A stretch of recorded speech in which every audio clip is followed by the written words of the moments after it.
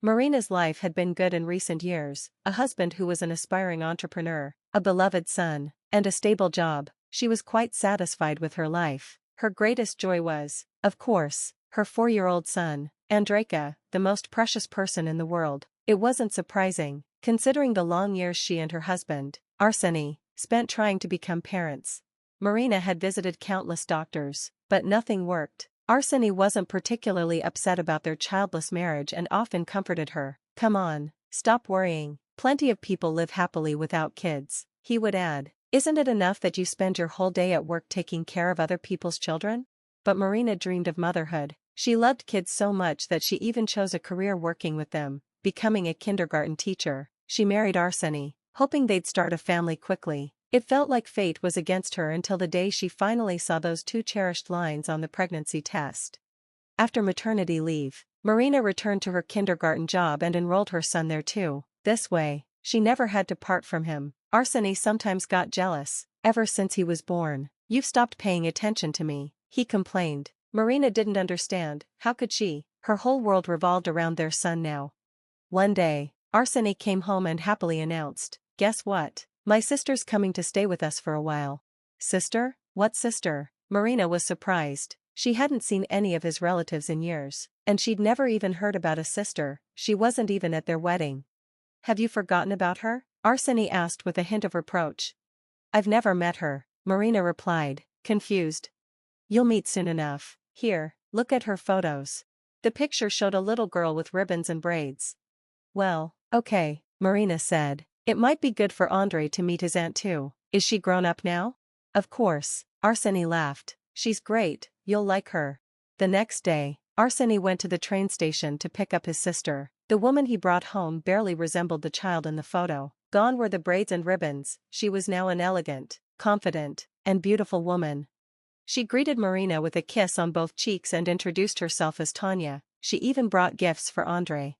"Don't worry, Marina," Tanya reassured her. "I won't be a burden. I'm here to find a job and start a new life, back home. In the countryside, there's nothing, only farm work and drunk, useless men. Here, I plan to settle down quickly, get an apartment, and move out." "Don't be silly, stay as long as you need," Marina said. Though she was already sensing Tanya might be around for a while, Marina knew how hard it was to find a job, especially for an ambitious woman like Tanya. Marina noticed how happy Arseny was to have his sister around. He spent a lot of time with her, talking privately, taking her around the city, and asking Marina to cook Tanya's favorite dishes. "Don't get upset," Arseny said. "I'm just really close to my sister. I don't want her to feel like an outsider. Oh, and remember, she doesn't eat fried potatoes. She prefers steamed broccoli and light desserts. She watches her figure." "How do you know all that?" Marina asked, surprised. "You haven't seen her in 15 years. Don't assume country people are backward," he replied defensively. "Just because you haven't left the city in years doesn't mean people in the countryside don't want to look good too." Marina wasn't about to mistreat Tanya. She wanted to be a good hostess and a loving wife. Besides, she liked Tanya and wanted her to feel welcome.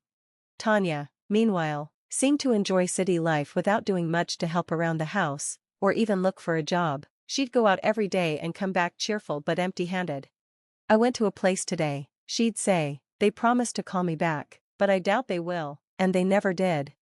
She continued living comfortably at her brother's house. She rarely talked to Marina and often complained about how hard it was to find a job. "This isn't what I imagined," Tanya sighed. "Everywhere I go, there's no work."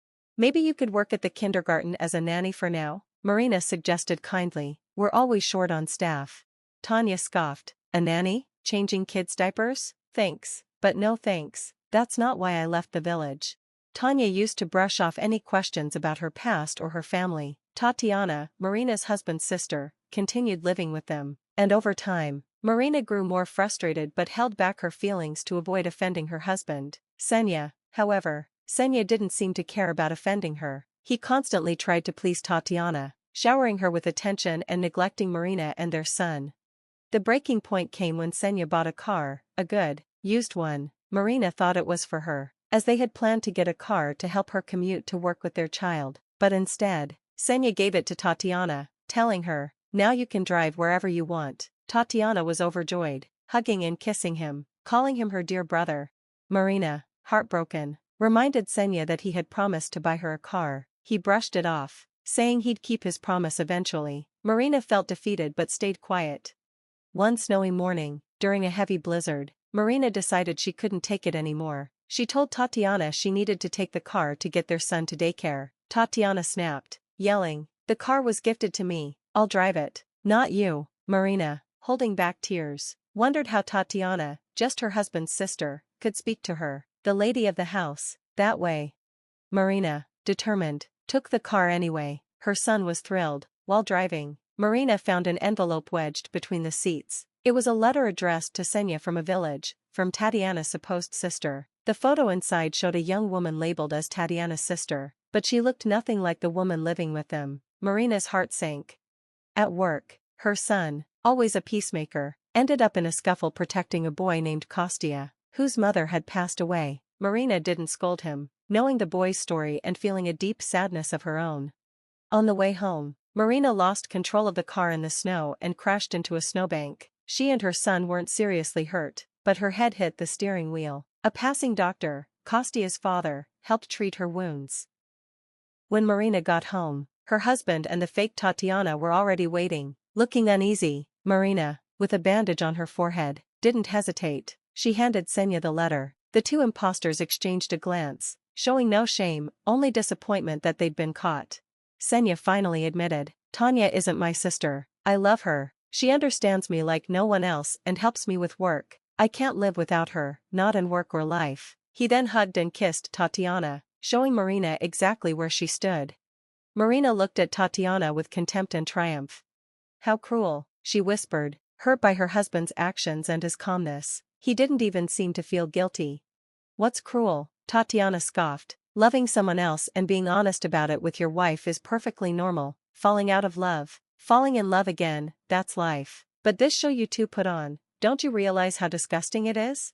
Marina couldn't believe her husband had stooped so low. He tried to explain, "I told you, it's just a business partnership. She's not some housewife like you. Eventually, you would have found out anyway. We planned to tell you ourselves. But since you know now, I'm honestly relieved. Let's skip the tears and drama."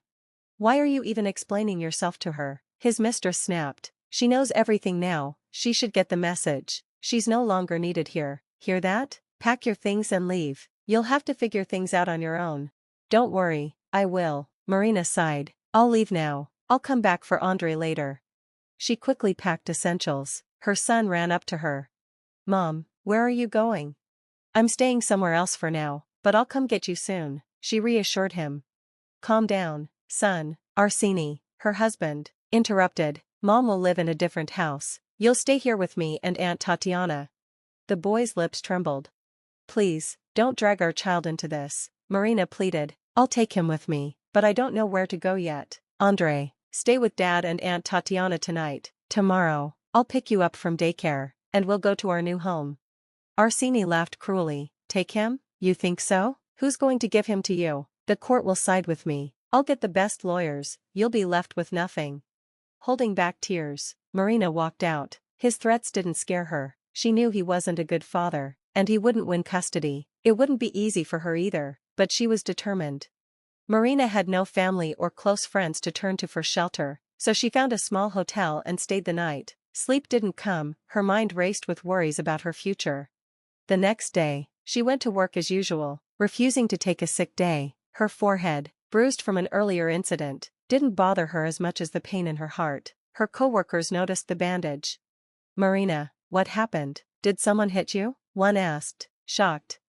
"No, nothing like that, just a little accident." "It's nothing. I've got more important things to worry about, like finding a new place to live." "I'm divorcing my husband," Marina admitted.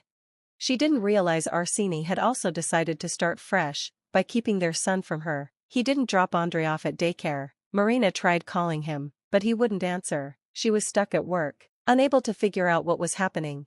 Still, she trusted that her son was safe. Her gut told her Arseny wasn't doing this out of love for Andrei, he just wanted to hurt her.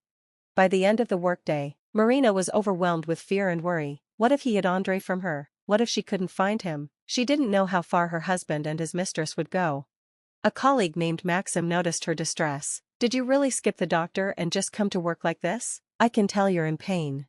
It's not the bruise, Marina admitted, finally breaking down. My husband's trying to take my son away.